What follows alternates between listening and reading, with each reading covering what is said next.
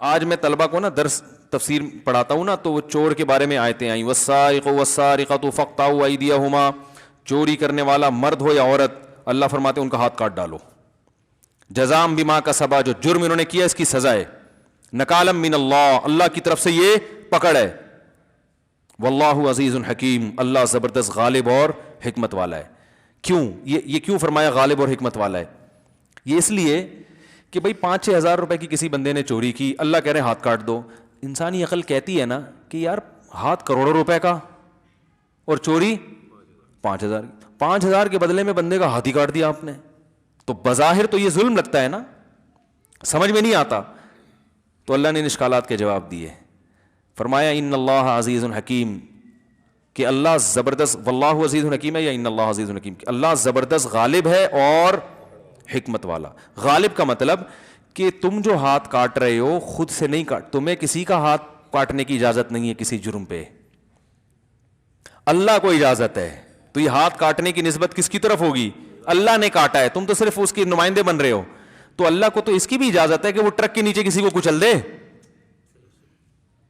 بھائی اللہ تعالیٰ تو کسی کو آگ میں جلا کے بھی مار سکتا ہے، سمندر میں ڈوبا کے بھی ہلاک کر سکتا ہے، اگر تم ہاتھ نہیں کاٹو گے تو اللہ تو ویسے بھی کوئی ڈینگی اس کے اوپر چھوڑ دے، ویسے ہی تڑپ تڑپ کے مر جائے وہ، تو اللہ غالب ہے۔ انسان کے لیے چوری پر کسی کا ہاتھ کاٹنا جائز نہیں ہے، اتنا بڑا جرم نہیں ہے، لیکن اللہ کے لیے تو پورا بندہ مارنا، اللہ مارتے ہیں نا، بغیر کسی جرم کے بھی لوگوں کو موت دے دیتے ہیں، تو غالب تو اللہ ہے۔ تو جب اللہ کا لا ہے، اللہ کا قانون ہے، تو کوئی اگر تم سے غیر مسلم پوچھے کہ ہاتھ کیوں کاٹ رہے ہو، 4-5 ہزار کے بدلے میں کروڑوں کا ہاتھ کاٹ رہے ہو، تو آپ بولیں بھائی اللہ اس کو مار بھی سکتا تھا، ہم نہیں کاٹ رہے، کون کاٹ رہا ہے؟ اللہ کاٹ رہا ہے، ہم تو اس کے حکم، اس نے ہمیں نمائندہ بنایا کہ کرو ورنہ تمہیں نہیں بخشوں گا پھر میں، صحیح ہے نا؟ حکومت تو اللہ کی نائب ہوتی ہے نا زمین پہ۔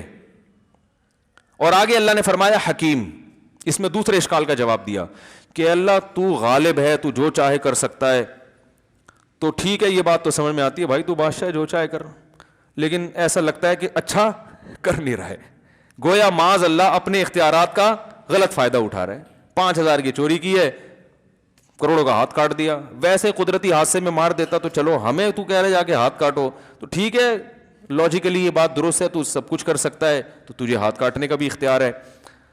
تو لیکن ایسے ہی جیسے کوئی بادشاہ ہو، طاقتور ہو، وہ اپنی طاقت کا فائدہ اٹھا کے کچھ بھی کرتا چلا جائے، تو اللہ نے آگے جواب دے دیا حکیم، حکمت والا ہے، اس میں فائدہ ہے، نقصان انسانیت کا فائدہ ہے، یہ حکم حکمت پر مبنی ہے، چور کا ہاتھ کاٹنے کا حکم دینا ظلم نہیں ہے بلکہ ظلم کے خاتمے کا سبب ہے۔ اس میں تم ایک چیز کو دیکھ رہے ہو کہ 5,000 کی چوری کی اور ہاتھ کٹ گیا، یہ نہیں دیکھ رہے کہ اس 5,000 کی چوری سے نقصان 5,000 کا نہیں ہوا، معاشرے میں جو فساد پھیل رہا ہے نا، وہ فساد اس 5,000 کی نسبت کئی گنا زیادہ ہے۔ آج 5,000 چوری کی ہے، کل 5 کروڑ چوری کرے گا، اور پھر مزید آگے بڑھ کے ڈکیتیاں کرے گا، پھر جب چسکا لگ جائے گا نا اس کو، تو پھر بندے مار مار کے پیسے نکالے گا، پھر بندوں کو قتل بھی کرے گا۔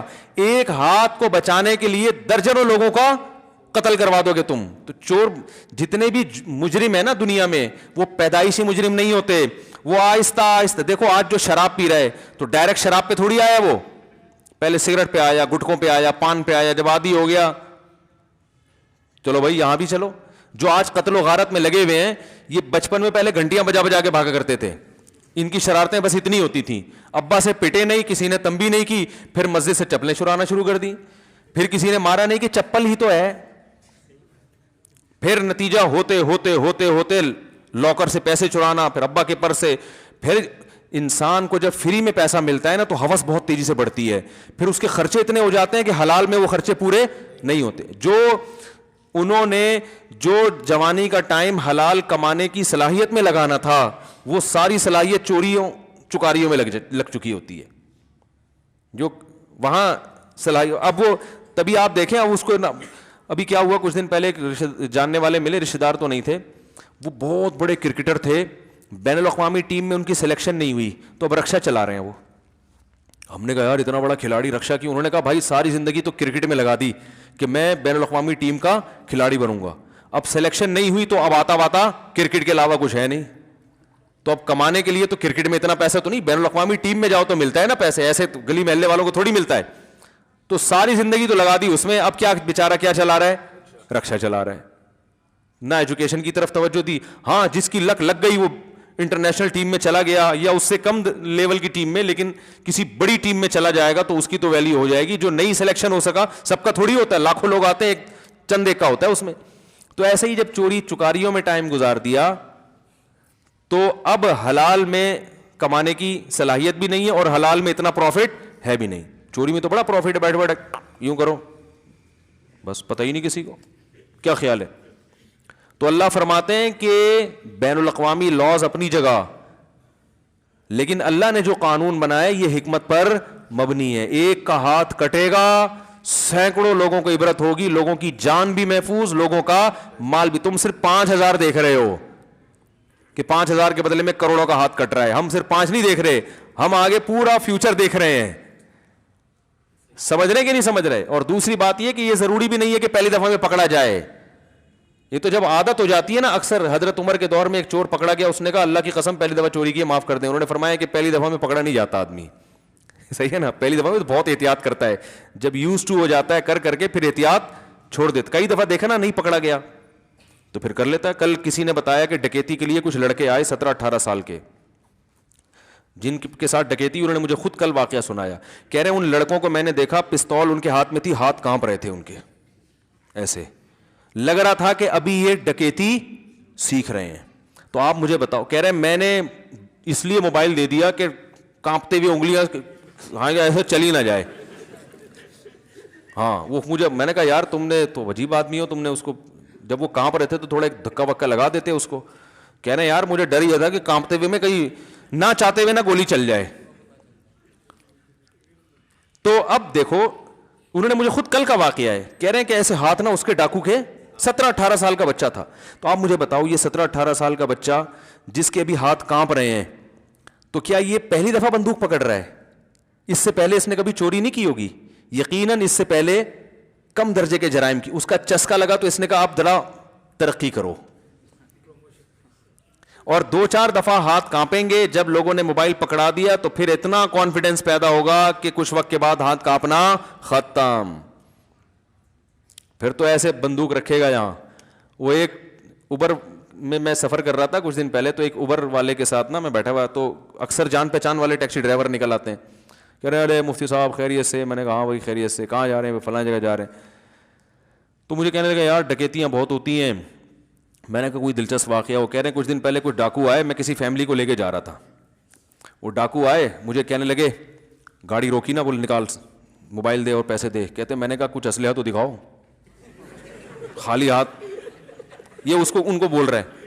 کہہ رہے ان کے پاس اسلحہ نہیں تھا. اب رات کا اندھیرا تھا تو وہ صرف خوف بٹھا کے نا, تو وہ اوبر کا ڈرائیور مجھے کہہ رہا ہے کہ میں نے ان سے کہا بھائی اگر تیرے پاس بندوق ہے تو دکھا دے, میں اپنا موبائل بھی دوں گا, پیچھے جتنے خواتین بیٹھی ہوئی ہیں نا ان سے بھی موبائل لے کے تجھے پکڑا دوں گا, اور اگر اسلحہ نہیں ہے تو یہاں سے دفع ہو جا, میں گاڑی کچلتا ہوا نکل جاؤں گا تجھے. اس کے پاس نہیں تھا اسلحہ, وہ بھاگ گئے. میں نے کہا آپ نے تمیز سے ان کو ترغیب دے دی کہ آئندہ جب سفر ڈکیتی کریں گے تو بندوق ساتھ میں رکھیں. وہ ہاں, میں نے کہا آپ نے ان کو اچھی طرح سمجھا دیا کہ بھائی آئندہ ایسی غلطی نہیں کرنا. کہ آئندہ جب بھی جاؤ تو کوئی پلاسٹک کی گن رکھ لینا, لیکن رکھنا ضرور. تو چلو انہوں نے تو غلط کیا, ان کو اس طرح کی ترغیب دے دی نہ چاہتے ہوئے, ان کی نیت یہ نہیں تھی. لیکن ہوتا تو یہی ہے نا کہ پہلے بغیر اسلحے کے ٹرائی کرتے ہیں, پھر کہتے ہیں یار جو مزہ اسلحہ پہلی دفعہ پکڑنا ہر آدمی کے بس کی بات نہیں ہے.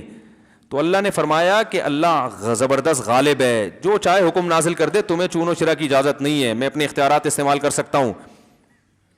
دیکھو صدر کو اختیار ہوتا ہے نا آج کل, شریعت میں تو اختیار نہیں ہے, لیکن قانون میں آج کل اختیار ہے کہ پھانسی کی سزا کو وہ معطل کر سکتا ہے. تو ہم کہتے ہیں صدر کو اختیارات ہیں, اس نے اپنے اختیارات استعمال کیے بغیر کسی لاجک کے, بس پھانسی کی سزا ختم کر دی. یہ غیر شرعی ہے. اسلام میں صدر کو یا وزیر اعظم کو اختیار نہیں ہے کہ پھانسی کی سزا, یعنی قصاص کے طور پہ اگر کسی کو قتل کر رہے ہیں. تو یہاں بھی اللہ کہہ رہے بھائی میں بادشاہ ہوں, میں نے کہہ دیا ہاتھ کاٹو تو کاٹ دو. اور پھر آگے اللہ نے بتا دیا کہ حکمت ہے, چھپی ہوئی حکمتیں ہیں, ہر حکمت تمہاری سمجھ میں آنا ضروری نہیں ہے. پھر آگے فرمایا وَلِلَّهِ مُلْكُ السَّمَاوَاتِ وَالْأَرْضِ, اللہ کے لیے زمین اور آسمانوں کی بادشاہی ہے. يُعَذِّبُ مَن يَشَاءُ يَغْفِرُ لِمَن, دیکھو قرآن میں اکثر یہ ہوتا ہے يَغْفِرُ لِمَن يَشَاءُ وَيُعَذِّبُ مَن يَشَاءُ. جس کی چاہے مغفرت کرے, جس کو چاہے عذاب دے. لیکن یہاں پر اللہ نے پہلے بیان فرمایا جس کو چاہے عذاب دے, جس کی چاہے مغفرت, کیونکہ چور کے ہاتھ کاٹنے کی بات چل رہی ہے نا, تو میں جس کو چاہوں عذاب دوں. ایک بڑے لبرل قسم کے آدمی تھے, اسلام کے خلاف بہت اعتراضات کرتے تھے. یہ چوری کی, جو چور کا ہاتھ کاٹنے کی سزا ہے نا, اس پہ بھی بہت کہتے یار یہ کیا ہے, 5,000 10,000 روپے چوری کی اور ہاتھ کاٹ دو, یہ کیا ہے. لیکن اللہ نے ان کو ہدایت دی. ایک دن میرے پاس آئے, کہنے یار اگر میں پازیٹیو سوچوں تو اس کی لاجک بنتی ہے. میں نے کہا کیا؟ کہہ رہے ہیں یار یہ اس کی دلیل ہے کہ اسلام جرم کو برداشت, جرم کے معاملے میں بہت حساس ہے, تو یہ پازیٹیو چیز ہے اسلام کی. سمجھ رہے ہیں نا, مجرم کے لیے رعایت, بولو بھائی, سافٹ کارنر کہتے ہیں نا, نرم اسلام کے لیے, نرم یعنی لب و لہجہ اسلام مجرم کے لیے اختیار نہیں کرتا. تو یہ تو جرائم کے خاتمے پر اسلام کی حرص ہے کہ وہ تو دنیا میں جرم مانتا ہی نہیں ہے. تو میں نے کہا یہی بات ہے, اگر پازیٹیو سوچو گے تو پازیٹیو, نیگیٹو سوچتے رہو گے تو جاتے چلے جاؤ, الٹا سوچتے رہو. تو اتنے لوگوں کے, ایک دن مجھے ایک صاحب کہنے لگے یار اگر چور کا ہاتھ کٹے تو سارے ٹنڈے پنڈے ہو جائیں گے, تو سارا آدھا ملک تو چور ہے. تو یہ تو بڑی, یہ تو سمجھ میں نہیں, اس زمانے میں یہ نہیں ہونی چاہیے. میں نے کہا بھائی جان ایسا نہیں ہوگا, 1-2 کے کٹیں گے تو باقی چوری سے توبہ کر چکے ہوں گے.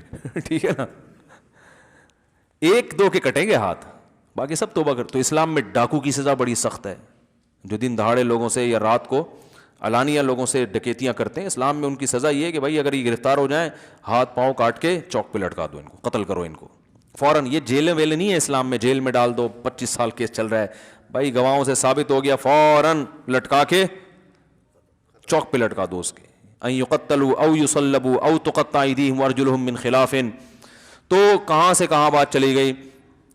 تو یہ جو حدود ہے نا, حدود جو اسلام نے بیان کی سزائیں, اس میں گورنمنٹ کو اختیار نہیں ہوتا کہ وہ چاہے تو نافذ کرے, چاہے تو نافذ نہیں کرے. یہاں حکومت پابند ہوتی ہے کہ یہ اللہ کا قانون ہے, آپ کی سمجھ میں آئے نہ آئے آپ نے نافذ کرنا ہے. تو اسمبلیوں میں جو لوگ بیٹھے ہوئے ہیں وہ اگر حدود آرڈیننس کے خلاف کوئی بات کریں گے تو یہ اللہ سے بغاوت شمار ہوگی.